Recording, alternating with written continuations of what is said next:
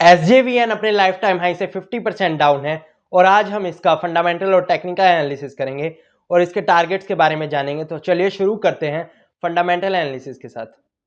SJVN का market cap 32,000 crore का है और कंपनी एक मिड कैप कंपनी है। यहाँ हम देख सकते हैं कि कंपनी इलेक्ट्रिसिटी जनरेशन में है और ये हाइड्रो पावर प्रोजेक्ट्स को ऑपरेट करती है। यहाँ पर इसका बिजनेस लगातार ग्रो करने वाला है। जैसे जैसे इंडिया की जीडीपी ग्रो करेगी वैसे वैसे हमारा इलेक्ट्रिसिटी कंजप्शन ग्रो करेगा और इस कंपनी का बिजनेस भी अल्टीमेटली ग्रो करता जाएगा। यहाँ पर हम देख सकते हैं कि कंपनी का करंट प्राइस 81 पर है और कंपनी का जो 52 वीक लो है वो 80.5 है। मतलब कंपनी अपने 52 वीक लो के बिल्कुल पास में ट्रेड कर रही है और ये अपने लाइफ टाइम हाई से बहुत ज़्यादा गिर चुकी है। यहाँ पर 124 का 52 वीक हाई है कंपनी का। यहाँ पर हम कंपनी की बुक वैल्यू देख सकते हैं, 37 की बुक वैल्यू है कंपनी की, एक ठीक ठाक वैल्यू है कंपनी की। यहाँ पर अब हम क्वार्टरली रिजल्ट्स देख लेते हैं कंपनी के। क्वार्टरली रिजल्ट्स में कंपनी 1032 करोड़ का सेल्स बुक किया था कंपनी ने इस बार और ये हाईएस्ट एवर सेल्स है कंपनी का। यहाँ पर हम देख सकते हैं। यहाँ पर मार्च क्वार्टर में कंपनी ने एक लॉस बुक किया था। उसका रीज़न क्या है? उसका रीज़न ये है कि इनका ऑपरेटिंग प्रॉफिट मार्जिन है वो मार्च में हमेशा कम हो जाता है। जैसे कि हम यहाँ पर देख सकते हैं सिर्फ 48% का ऑपरेटिंग प्रॉफिट मार्जिन था मार्च में, जबकि अभी सितंबर में 83% का है। उससे पहले भी अगर हम मार्च में देखें तो 47% का था और उससे पहले 35% का था।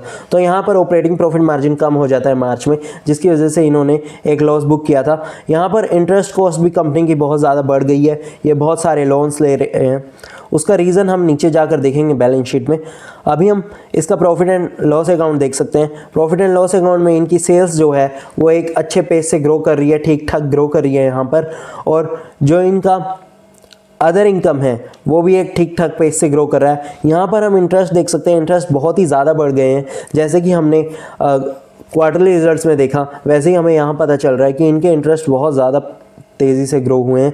यहाँ पर हम देख सकते हैं कि कंपनी का नेट प्रॉफिट इसी वजह से कम होते जा रहा है और यहाँ पर 556 करोड़ का बस प्रॉफिट रह गया है कंपनी का।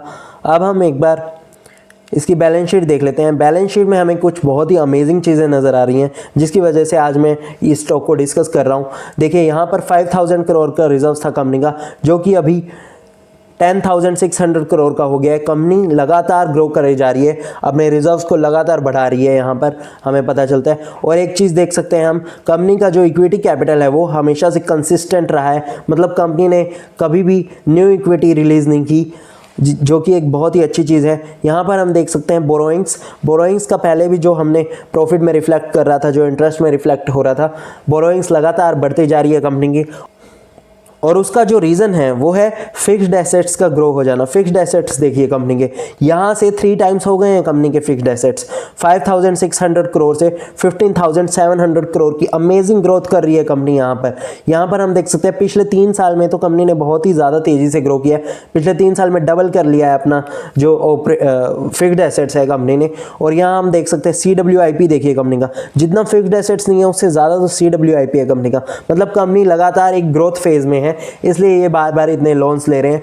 जैसे जैसे इनके प्रोजेक्ट्स कंप्लीट होते जाएंगे और ऑपरेटिंग फैक्ट्रीज न्यू प्लांट्स इनके ओपन होते जाएंगे, पावर जनरेटिंग प्लांट्स, वैसे वैसे इनका कैश फ्लो आता जाएगा और इनकी बोरोइंग्स कम होती जाएंगी।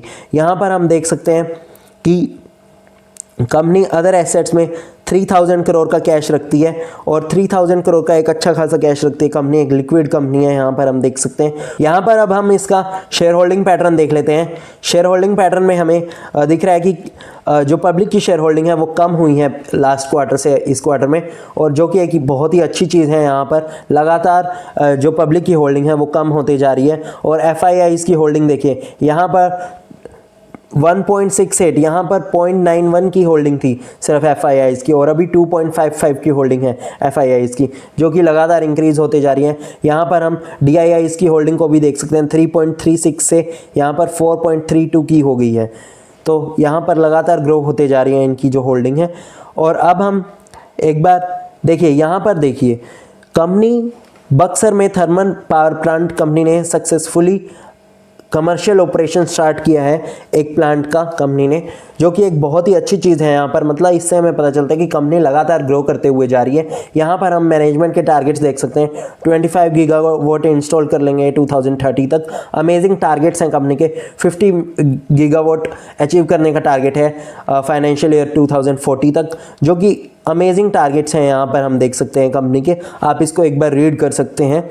यहाँ पर हम देख सकते हैं कि जो ROE है कंपनी का वो 16.5 तक चला जाएगा। और 16 अभी कितने का ROE है कंपनी का? अभी सिर्फ 5.81 का ROE है और 16.5 पर चला जाएगा, मतलब 3 टाइम्स हो जाएगा यहाँ पर ROE। मतलब इसका प्रॉफिट जो है वो यहाँ से 3 टाइम्स होने का दम रखता है। तो यहाँ पर ये एक बहुत ही अमेजिंग कंपनी है हम बोल सकते हैं, क्योंकि इसके जो फ्यूचर टारगेट्स हैं वो बहुत ही ज़्यादा अमेजिंग हैं। और यहाँ हम देख सकते हैं कि जो एनालिस्ट हैं वो 12.8 का ROE टारगेट कर रहे हैं इस कंपनी में, फोरकास्ट कर रहे हैं, जो कि एक बहुत ही अच्छी चीज़ है और अमेजिंग चीज़ है। यहाँ पर अब हम इसके टेक्निकल्स की ओर बढ़ते हैं। टेक्निकल्स में हमें पता चलता है कि कंपनी 52% गिर गई है अपने लाइफ टाइम हाई से, और जो कि एक बहुत ही अच्छी चीज़ है। यहाँ पर हमें बेस बनाते हुए दिख रही है कंपनी। यहाँ पर हम देख सकते हैं बेस बन रहा है कंपनी का 80 के प्राइस के आसपास। कंपनी एक बेस बिल्ड कर रही है। यहाँ पर पहले भी इसने यहाँ पर सपोर्ट लिया और अभी भी ये यहाँ पर सपोर्ट ले रही है। यहाँ पर इसने रेजिस्टेंस लिया था पहले और नीचे गई और फिर ऊपर गई और फिर यहाँ पर अभी सपोर्ट ले रही है कंपनी, जो कि एक अमेजिंग चीज़ है। अब हम देख सकते हैं कि कंपनी यहाँ पर एक W पैटर्न फॉर्म कर रही है। W पैटर्न कैसे? ये देखिए, ये पूरा W दिख रहा है हमें। यहाँ पर एक अप मूव जैसे ही आएगा वैसे ही W पैटर्न इसका कंप्लीट हो जाएगा। और W पैटर्न के बेस पर हम देख सकते हैं W पैटर्न के बेस पर कितना टारगेट आता है।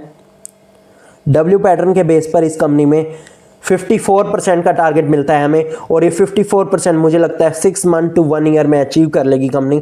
और ये बहुत ही अमेजिंग कंपनी दिख रही है हमें यहाँ पर टेक्निकल्स और फंडामेंटल्स में। हम एक और चीज़ देख सकते हैं इसके टेक्निकल्स में कि ये जो 200 डे मूविंग एवरेज मैंने लगाया हुआ है, इस 200 डे मूविंग एवरेज को ये हमेशा से रिस्पेक्ट करते हुए आई है। यहाँ पर हम देख सकते हैं, यहाँ पर इसने एक ह्यूज रैली दी थी इसको ब्रेक करने के बाद, और यहाँ पर ये वापस इसको ब्रेक करने की ओर बढ़ रही है। यहाँ पर ये हार्डली यहाँ से 15% दूर है, और यहाँ से ये हमें बहुत अच्छी दिख रही है ये कंपनी। 50% का टारगेट है इस कंपनी में मेरा, और ये कोई बाय एंड सेल रिकमेंडेशन नहीं है। Kindly do your own analysis before investing. Thank you for watching the video.